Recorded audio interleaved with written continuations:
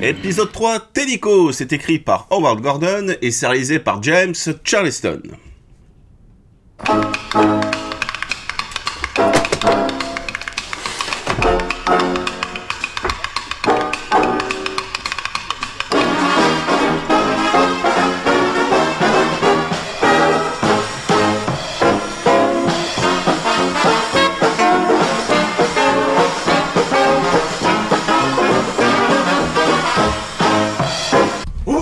Dans cet épisode, des Afro-Américains, ou en tout cas en passe d'être naturalisés, disparaissent ou sont retrouvés morts en présentant d'étranges symptômes, une forte dépigmentation de la peau.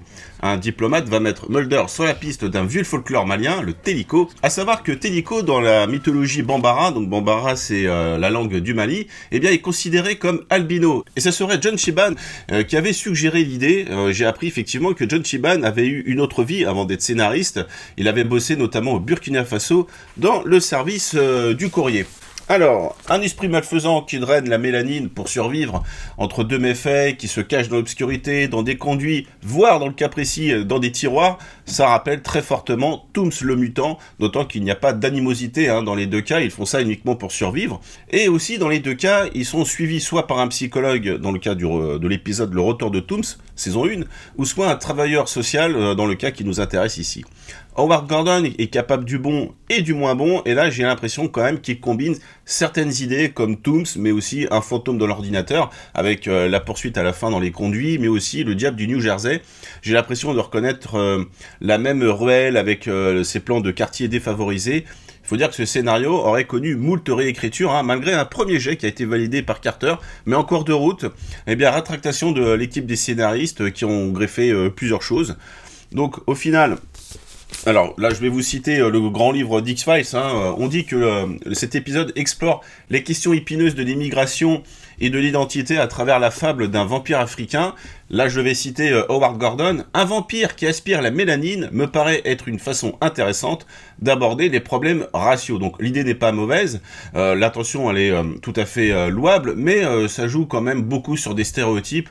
La confrontation, le choc des cultures, ça n'a pas lieu. Faut savoir que Howard Gordon, il a quand même écrit une 50aine d'épisodes de la série 24 heures, et on peut pas dire que ce soit la série la plus progressiste, la plus au fait des problèmes raciaux. Je ne veux pas violer la Constitution, mais nous nous trouvons dans une situation inhabituelle. La Constitution aussi est née d'une situation inhabituelle, Monsieur Bauer. Il y a des règles à respecter. Pas de passage à tabac dans une arrière-salle. Ça se laisse néanmoins regarder, si on considère cet épisode comme une sorte de déclinaison de Tooms, mais hélas, c'est quand même dommage de passer à côté de cette thématique de l'insertion donc d'immigrés venus du continent africain, et je soupçonne même Gordon de confondre continent et pays quand on présente par exemple ce personnage censé aider à l'obtention de la naturalisation, Marcus Duff, joué par Carl Lumbly, qui gère aussi bien les dossiers de personnes venues des Caraïbes ou d'Afrique. Ça fait beaucoup de pays, c'est comme si vous avez un personnage qui dit je m'occupe des dossiers de toutes les personnes venues d'Europe, quoi. J'avais lu un article sur une étude en fait sur la classe ouvrière américaine qui considérait l'Afrique, qui citait l'Afrique comme un pays en fait et non pas comme un continent. Et j'avoue que ça m'avait assez choqué. En tout cas, le magazine Entertainment Weekly avait pointé ces approximations et qu'il y avait aussi des connotations raciales plutôt inconfortables. Par contre, très bon choix de casting pour le rôle du mutant Aboa, c'est le nom du mutant, joué par William Akai, un coureur olympique ghanéen. Comme il manque d'expérience, il est dans le sous-jeu, voire le non-jeu. C'est d'abord un corps, un regard fiévreux. Les rares moments où il parle, il semble habité par quelque chose. Il est parfois effrayant, notamment dans le climax quand il est perché au-dessus de Scully qui ne se rend pas compte de sa présence, mais ça tient beaucoup aussi à son maquillage qui est très réussi. On a aussi une sorte de curiosité scientifique pour ce corps qui enferme une arme dans son œsophage.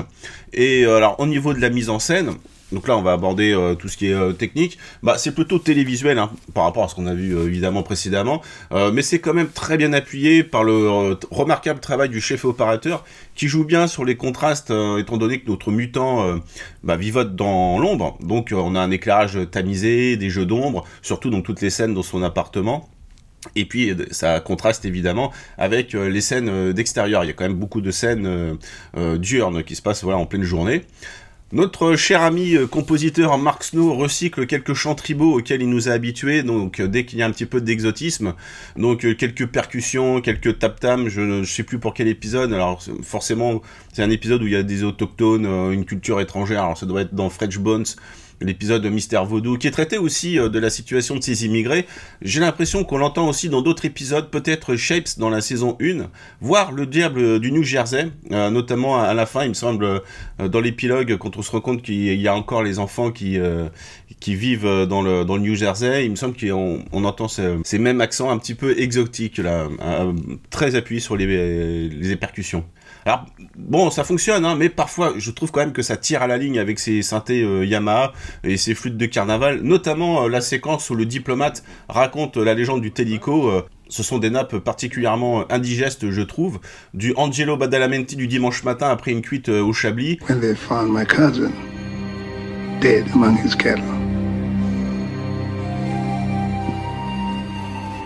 looking exactly like this man.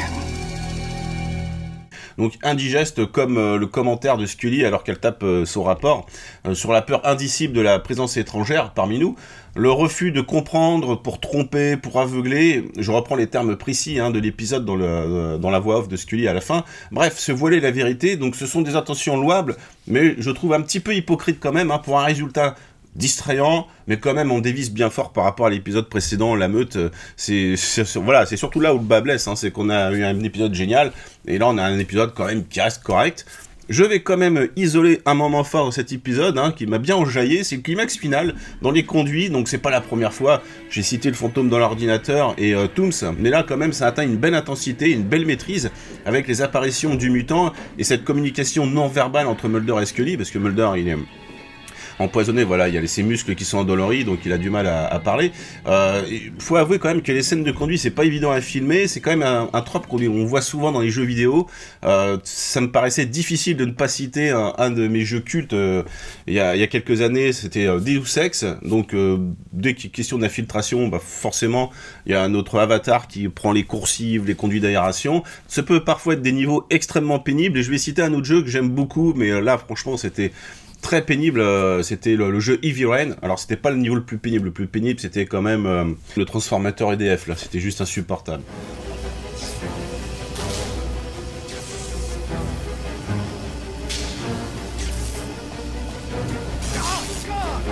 En tout cas, cette séquence à la fin traduit en 3 mots ce que je pense de cet épisode, efficace mais vain.